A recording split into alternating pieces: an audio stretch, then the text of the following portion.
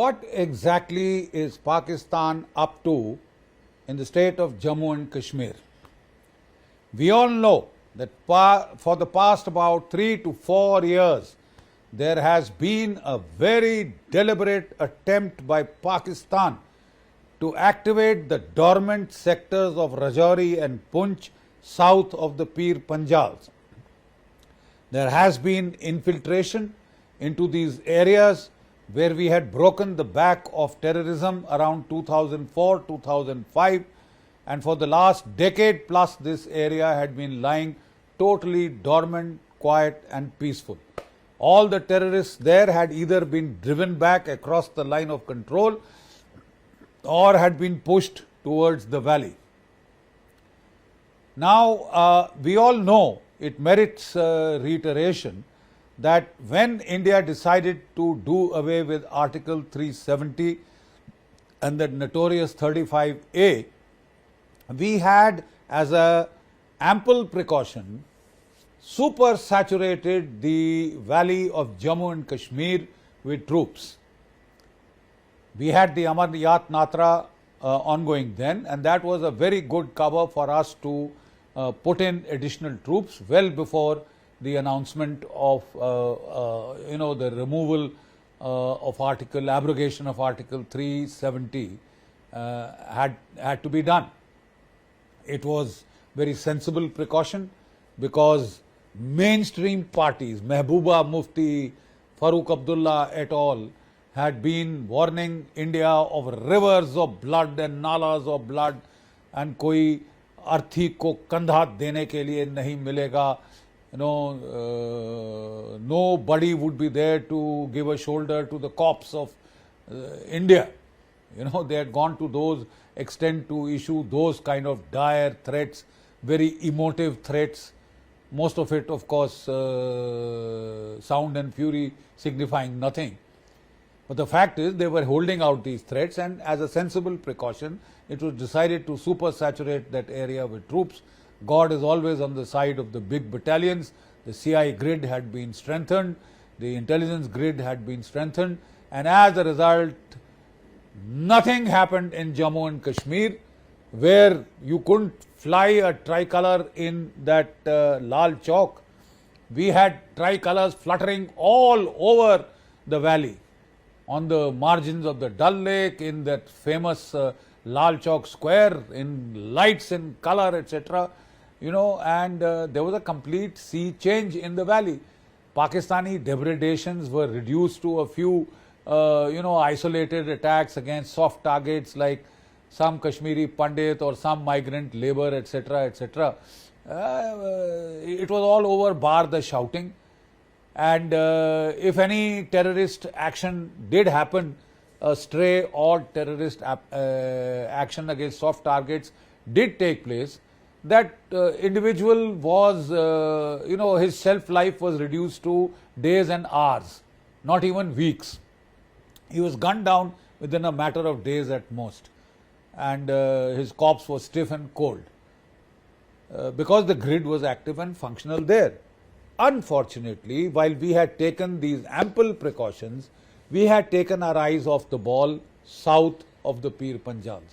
Since that area had been pacified, since that area had been lying dormant for over a decade, the tendency was to remove troops from there and send them when they were more required. Fair enough. But what did a bit of damage was the fact that during the COVID period, to prevent infection from coming into the Indian armed forces, the government had stopped all recruitment into the Indian Army, Navy, Air Force, and for 3 years we had no induction. Please don't forget, every year about 60,000 boys retire, and that means 60 into 3, we have effectively cut down the army by about 1,80,000 men. The logic of it was a bit hard to understand because, if our wars are going to be with China and Pakistan and they are all going to be fought in the mountains, mountains eat up troops. So we need both high tech and large manpower. The latest example is the Russia Ukraine war, where Russia has no shortage, no deficit of weapons and equipment. What it lacked initially to start with was manpower. It quickly corrected itself, and now we can see the results are speaking for themselves. Russia had to mobilize 300,000 reservists, and then has added about 500,000 more new recruits. So it has enhanced its army by almost 800,000, 8 lakhs. So I don't see the wisdom of being forced to do it when you are in the middle of a conflict. It's much better to anticipate and preempt. So I am very sure this deficit in manpower will be made good. It was made a little more complicated by the Agniveer scheme, but that is a separate issue altogether. Now, with this dilution of the grid density, we have opened up gaps, and any time we open gaps, Pakistan is on the lookout to exploit them. We had thought that Pakistan was licking its wounds, that its economy was hemorrhaging, that it was on the point of debt default, it was on the point of economic meltdown and collapse, and Pakistan would not be keen to get into a shooting war with India or even a limited conflict with India at this juncture. But Asim Munir seems to be oblivious of hard facts. He doesn't seem to care for the condition, the pathetic condition of the Pakistani people, and is out to provoke India. It's a kind of a death wish. Well, I would say if that is so, so be it. Let's give it back. It's a golden opportunity for us to move our offensive formations into locations south of the Pir Panjal and even north of the Pir Panjal under the guise of resuscitating our CI-CT grid. It is a golden opportunity that has been gifted to us, gifted. And I think it would be very unwise of us not to take up Pakistan on this issue. As long as the election fever was on, Pakistan scrupulously refrained from any terrorist activity inside Indian soil. But the day the new government was being sworn in, Pakistan staged a major terrorist attack, and it was just good luck that saved us from about 52 odd civilian casualties. 9 were killed, 9 were martyred, and about 42 were wounded. But it could have been far, far worse. And then there were a series of attacks on our,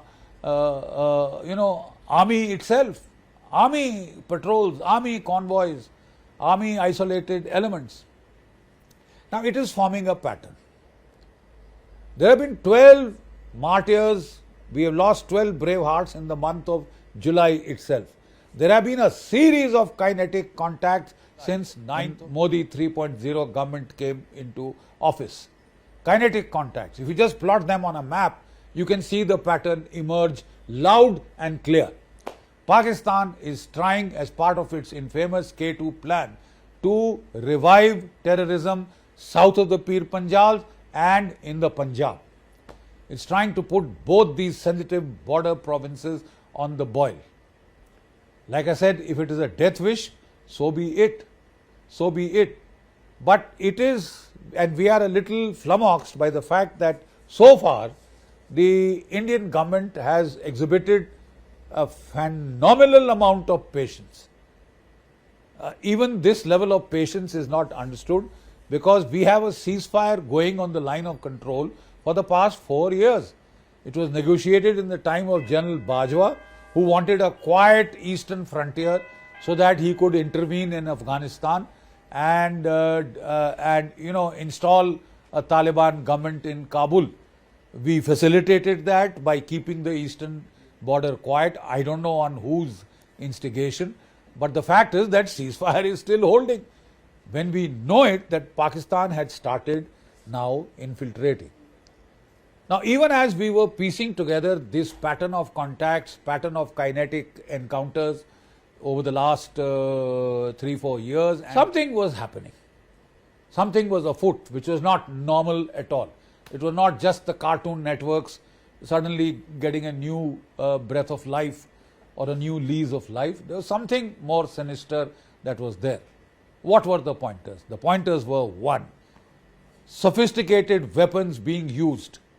We initially saw the M3 rifles, assault rifles, which are American assault rifles, which had very conveniently been left behind in Afghanistan to cause problems to all kind of friends, frenemies, etc. And sure enough, they have found their way into Jammu and Kashmir. They are firing steel core cartridges which can penetrate bulletproof jackets, which can go through the metal, sides of military trucks. The truck that was shot up in Kathua, ambushed in Kathua, you can see those bullet holes all over, not just through the glass, but through the mild steel sides of the military truck. So they were using M3 assault rifles. Then we found clear indications of their use of satellite phones with encrypted software, Chinese encrypted software. We could not catch on to their transmissions, and as such we were denied the signal intelligence, which is a very great part of our intelligence gathering effort. And we were denied signal intelligence because there was no viable CI grid south of the Pir Panjal, so there was no intelligence, local intelligence forthcoming. At the strategic level, we are not sure of the levels of intelligence that have come in. Only the army headquarters would know that. But the fact of the matter is that we saw a disturbing trend emerging. They were using Alpine app software to guide them through the mountains and nalas. They generally use the nalas and rivers for guidance in their infiltration attempts. Hence, you find a lot of effort had shifted towards Kathua. And the amazing thing is that in the time of Farooq Abdullah itself, that state government had started a project Roshni to resettle or to give away land to, the Rohingya refugees, to the Gujars and Bakarwals along these khads and along the encampments, military encampments. This now has a very sinister connotation. Infiltration routes are along these khads, and there were these, these Gujar encampment being set there. Now the Gujars unfortunately are very poor tribals. So they can be threatened, they can be cajoled, AK-47 can be put to his temple and he can be forced to do what the terrorists or the infiltrators want. And also a little bit of money is enough to tempt a very poor man. So we found a sinister pattern which we are now understanding that this was to facilitate this thing. Then we suddenly chanced upon a very startling piece of information, and this one came from Dr. Ayub Mirza, a POK activist who's been campaigning to get the Pakistani army thrown out of there and POK restored to India, to which it rightfully belongs. He's now in London, ensconced in London, but often shares through his contacts very useful intelligence or information, I would call it, with us. When the Pakistani SSG groups, 3 battalions, were operating inside Afghanistan post the American withdrawal to fight the Northern Alliance and to help install the Taliban in Kabul, that is the time the Pakistani SSG had been sent in. And it had played a fairly active role, the key role in fact in trying to defeat the Northern Alliance. He has now stated that 6 Pakistani SSG battalions, as per him, have been infiltrated into Jammu and Kashmir, mostly south of the Pir Panjals, but also in Uri and Kathua. And that one Lieutenant Colonel Janjua of the Special Services Group had been infiltrated into Jammu and Kashmir to direct or guide these operations. and Major General Adil Rahmani, now former commander of the Special Services Group, the elite special forces of Pakistan, had based himself in Muzaffarabad along with 2 more SSG battalions to intervene. Looks like they were keen to replicate the Afghan model of trying to fight the Northern Alliance in Afghanistan and replicate their success here. They just forgot the simple fact that here you have to deal with the Indian army. Now, at first sight, this figure of 6 battalions seemed to be difficult to accept, because too large a force. 1 battalion overall, if it had come from north to south in lieu of the terrorists, I could understand, or I would say 1 to 2 teams at the most. But 6 battalions was a very huge number. That means the committal of the entire SSG group, which is an outright declaration of war. Period. It is a declaration of war, nothing short of it. But definitely the SSG was involved. How do we say that? Kupwara, the bat action. One of our early warning posts was attacked. 1 of our boys was martyred. 1 major and 4 Jawans were wounded. And when we recovered a huge haul of weapons and equipment from there, which included an AUG, assault rifle, which the special forces use. So quite obviously the special forces had a role to play in that attack. The special forces, the SSG, is involved. If there are certain quantum of its personnel, how much remains to be seen. But very definitely, 1, they are training the infiltrators who have come in. Number 2, there have been reports for the last 3 years of retired SSG personnel being sent in. And Ilyas, etc., and a number of these names were doing the rounds in south of the Rajouri and Punch. Ilyas, Fauji, etc. There were a lot of names coming out from local intelligence sources that ex-former SSG commandos are inside guiding these terrorist tanzeems, whether of the Kashmir so-called Tiger Force, which is a clone of the Jaish-e-Mohammed, Lashkar-e-Toiba, etc. They have a large amount of these cartoon networks, that a number of these sleeper cells were being activated in this region. And then we saw the spate of activity post 9th July, which definitely says that something is afoot.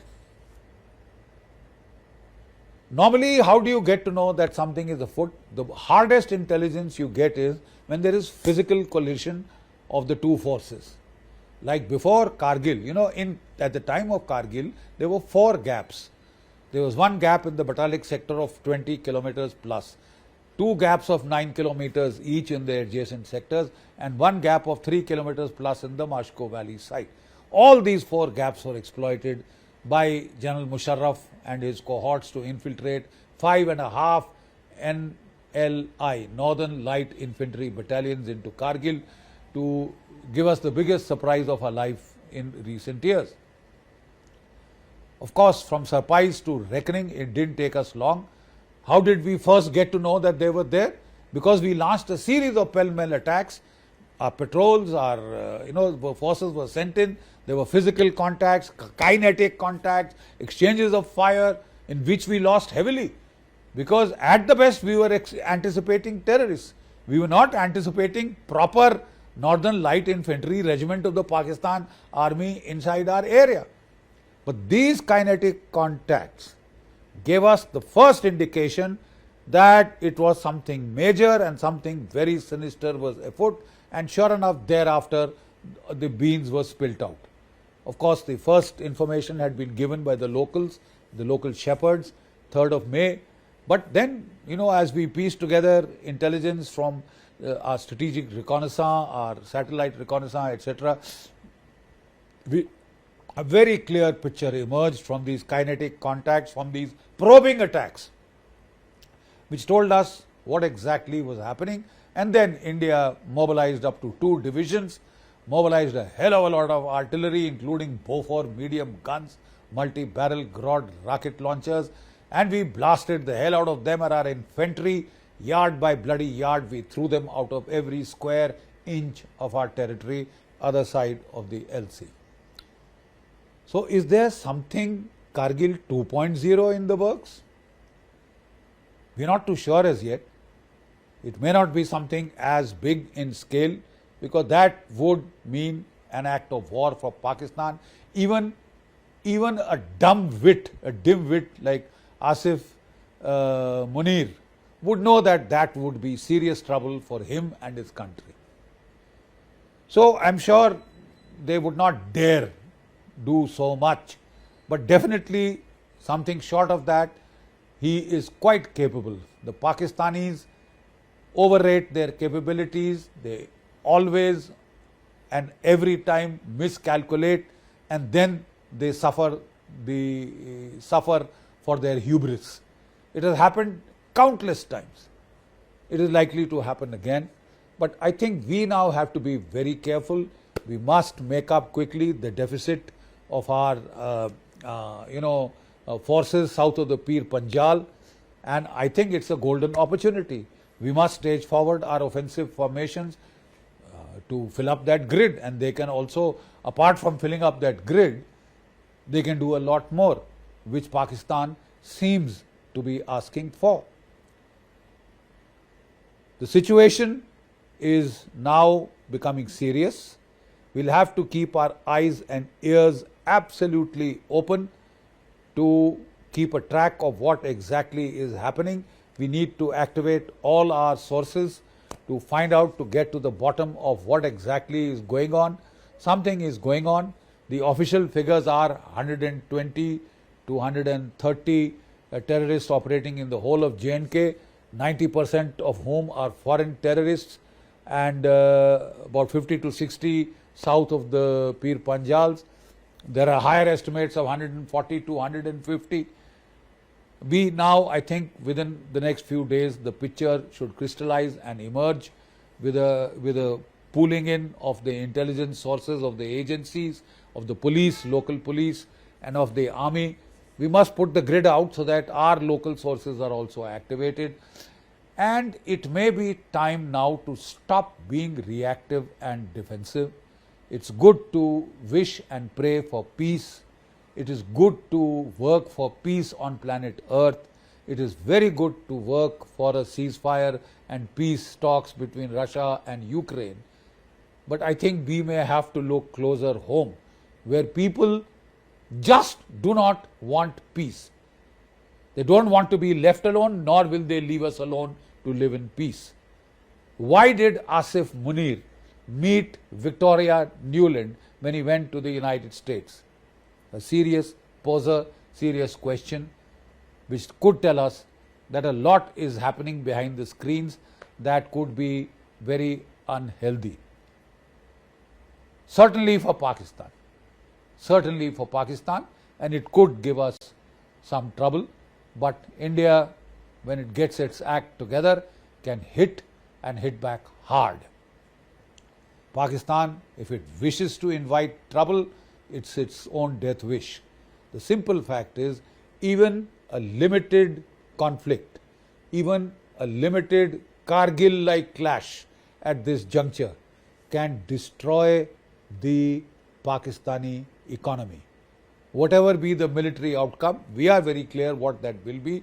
But if Pakistan has some lingering doubts, the simple fact is one outcome, Asif Munir Sahab, is very, very crystal clear. Your country's economy will be flushed down the tube of history. Thank you.